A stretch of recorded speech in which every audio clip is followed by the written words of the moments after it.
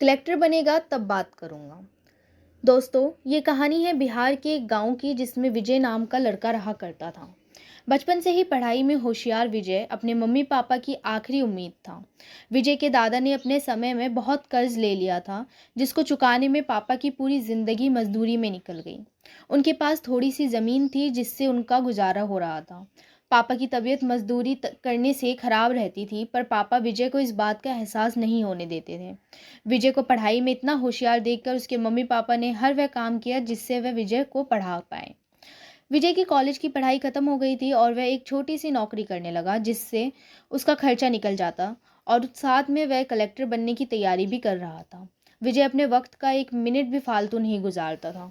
विजय ने पूरा समय पढ़ाई और नौकरी में ही लगा दिया। विजय के पापा को ये पता था कि वह कलेक्टर बनना चाहता है, इसलिए घर की हालत बहुत ज़्यादा खराब होने पर भी उन्होंने विजय से कभी इस बात का जिक्र नहीं किया और ना उसको अच्छी नौकरी करने के लिए कहा। लगातार 2 साल तक विजय पास नहीं हो पाया। उसके बाद भी उसके पिता ने अपना घर और ज़मीन गिरवी रखकर विजय को आईएएस की कोचिंग ज्वाइन करवाई और उसकी नौकरी भी छुड़वा दी और केवल पढ़ाई करने को कहा। विजय के पापा हमेशा उससे कहा करते, बेटा खेत और घर दोबारा आ जाएंगे पर कलेक्टर दोबारा नहीं बन सकते। आज पूरे साल पढ़ाई करने के बाद विजय का रिजल्ट आ गया जिसमें वह अच्छे नंबरों से निकल गया था। आज उसके पिता से ज़्यादा खुश कोई नहीं था।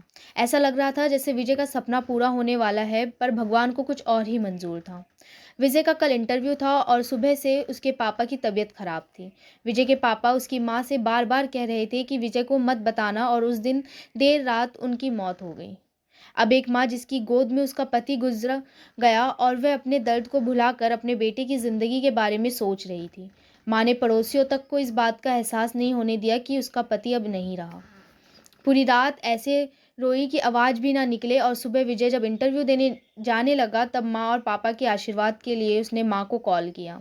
माँ ने पूरी हिम्मत लगा दी अपना सच छुपाने के लिए और विजय को आशीर्वाद दिया, और जब विजय ने पापा से बात करने को कहा तो माँ बोली, पापा आप तुमसे बात नहीं करेंगे, वह कलेक्टर से बात करेंगे। इतनी बात करके माँ ने फ़ोन रख दिया।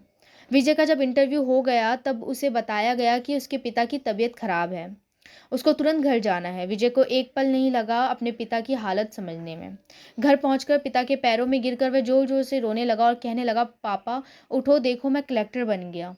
आज उसके पिता को वह खुशी मिली थी जिसका उनको वर्षों से इंतजार था, पर आज वह इस दुनिया में नहीं थे।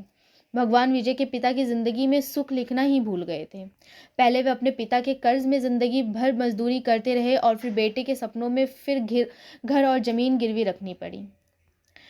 विजय के पिता का कर्ज, वह जिंदगी में कर्ज लेकर आए और कर्ज लेकर चले गए।